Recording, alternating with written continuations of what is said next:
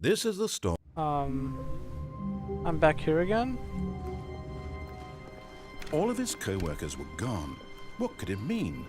Let's see Stanley how fast I decided to can go go. to the meeting room. Perhaps he had simply missed a memo. Let's see how different it is. When Stanley came to a set of 2 open doors, he entered the door on his left. Okay. Yet there was not a single person here either. Feeling a wave of disbelief, Stanley decided to go up to his boss's office, hoping he might find an answer there. Do not alter without consulting the whiteboard manager. Office party.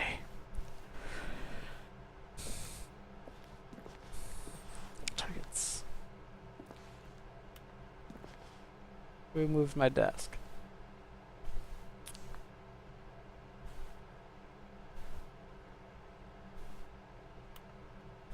What's that say?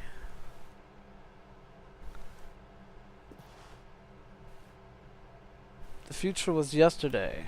Tomorrow is now. Tomorrow. Complete today's unfinished agendas. Right, next day's agendas. Select.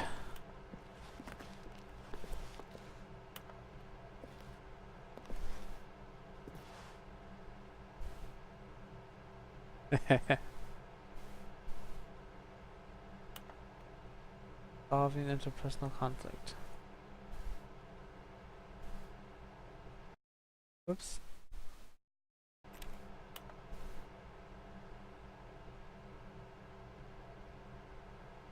These are silly.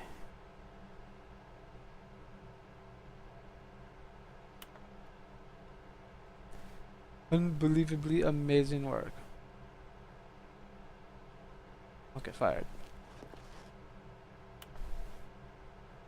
This is just like regular old business stuff, isn't it?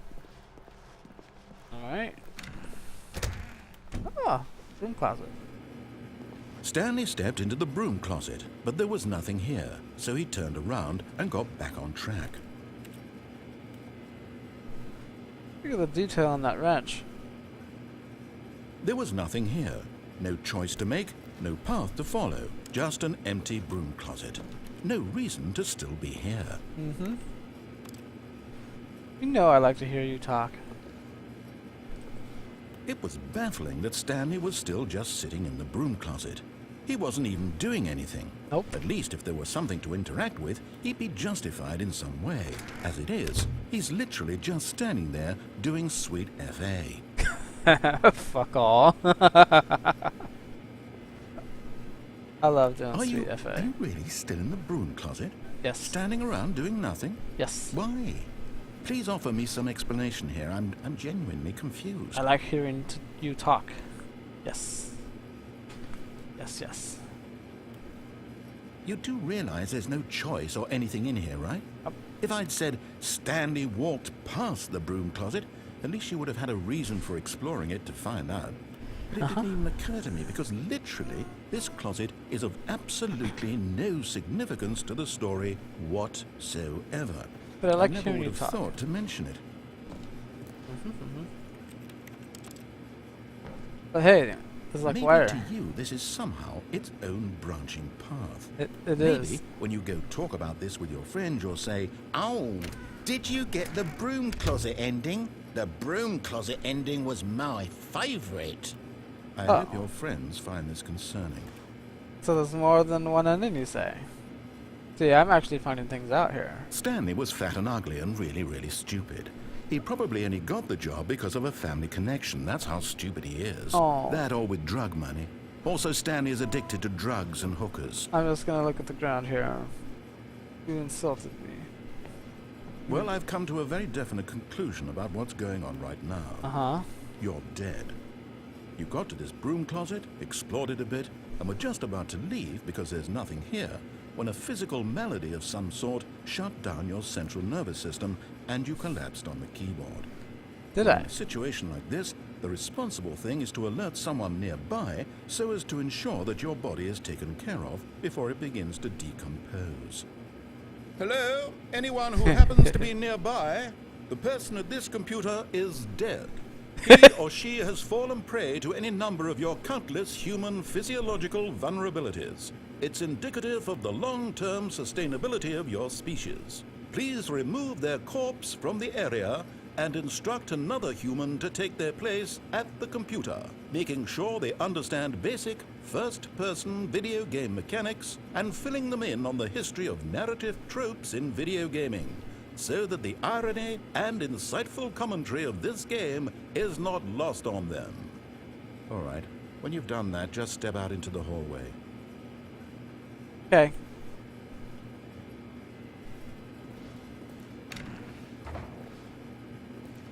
Ah, second player. It's good to have you on board. Aye. I guarantee you can't do any worse than the person who came before you. Alright. Coming to a staircase, Stanley walked upstairs to his boss's office. Alright. Nothing. It's locked. And making interesting noises. Oh, look how nice it is up here. I can't close this door. Oh, there it goes. Executive bathroom. The boss is not here either, is he? Stepping into his manager's office, Stanley was once again stunned to discover not an indication of any human life. Shocked, unraveled, Stanley wondered in disbelief who orchestrated this. What dark secret was being held from him? What he could not have known was that the keypad behind the boss's desk guarded the terrible truth that his boss had been keeping from him. And so the boss had assigned it an extra secret PIN number, 2845. 845. But of course, Stanley couldn't possibly have known this. Ooh, what was that?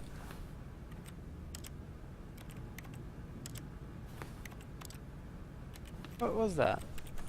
Stanley just sat around twiddling his thumbs.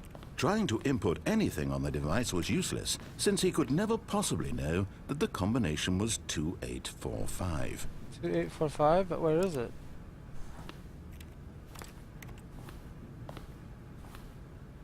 Two 845. Uh-huh. Wait, what? I don't see anything.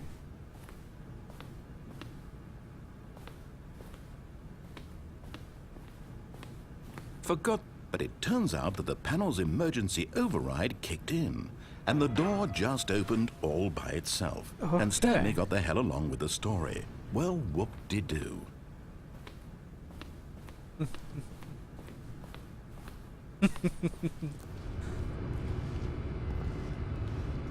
Well, it wasn't opening. It's dark over here. I'm scared.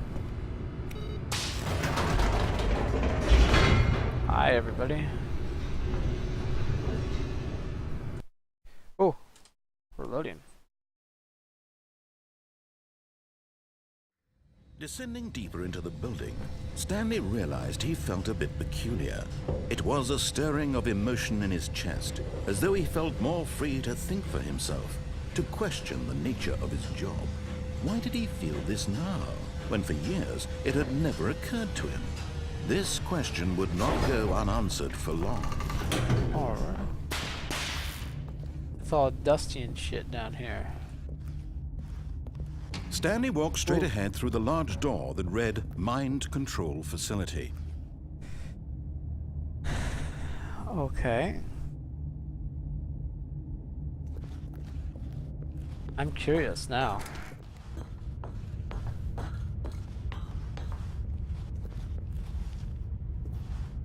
Big button. The lights rose on an enormous room packed with television screens. What horrible secret did this place hold? Stanley thought to himself. Did he have the strength to find out? I think maybe.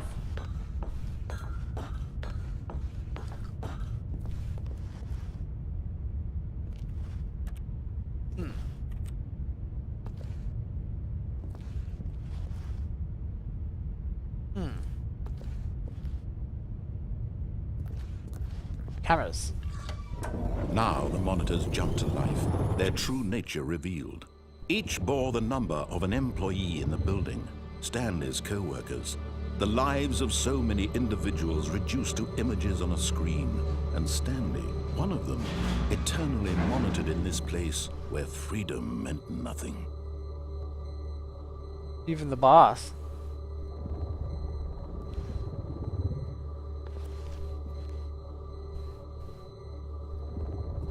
Oh. What employee was I? Or something?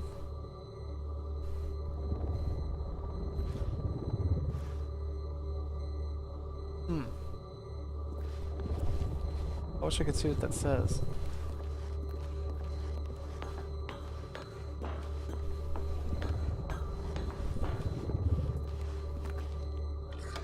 What's this? This mind control facility, it was too horrible to believe. It couldn't be true. Had Stanley really been under someone's control all this time? Was this the only reason he was happy with his boring job? That his emotions had been manipulated to accept it blindly? Yes. No. He refused to believe it. He couldn't accept it. His own life in someone else's control? Never. It was unthinkable. Wasn't cool. it? Was it even possible? Had he truly spent his entire life utterly blind to the world? But here was the proof. The heart of the operation. Controls labeled with emotions. Happy, or sad, or content. Walking, eating, working. All of it monitored and commanded from this very place. And as the cold reality of his past began to sink in, Stanley decided that this machinery would never again exert its terrible power over another human life. For he would dismantle the controls once and for all. Really?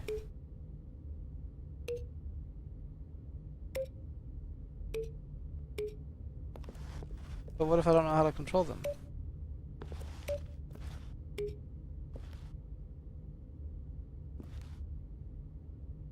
If these guys are the guys that are being mind controlled.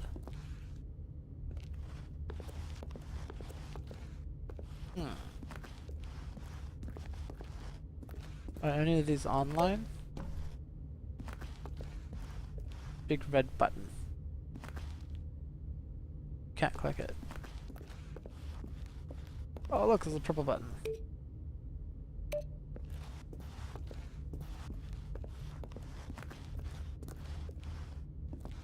Console disabled.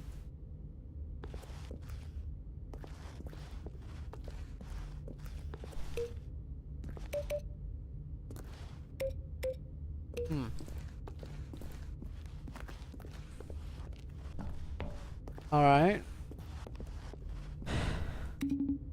5.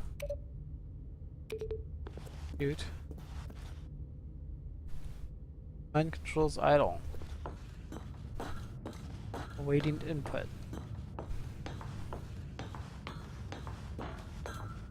And when at last he found the source of the room's power, he knew it was his duty, his obligation, to put an end to this horrible place and to everything it stood for.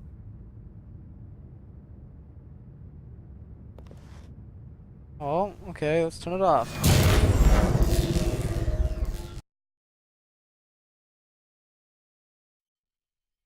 Hello?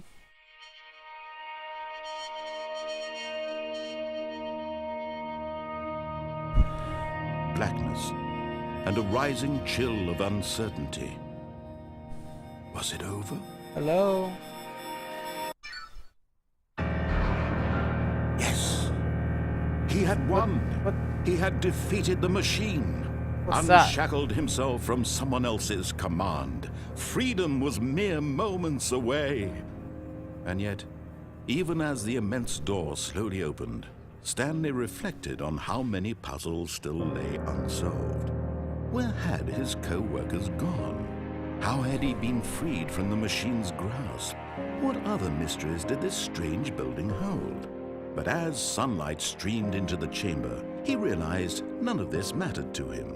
For it was not knowledge or even power that he had been seeking, but happiness. Perhaps his goal had not been to understand, but to let go. No longer would anyone tell him where to go, what to do, or how to feel. Whatever life he lives, it will be his. And that was all he needed to know. It was perhaps the only thing worth knowing. Stanley stepped through the open door. This is a really thin door here. Stanley felt the cool breeze upon his skin, the feeling of liberation, the immense possibility of the new path before him. This was exactly the way, right now, that things were meant to happen. And Stanley was happy.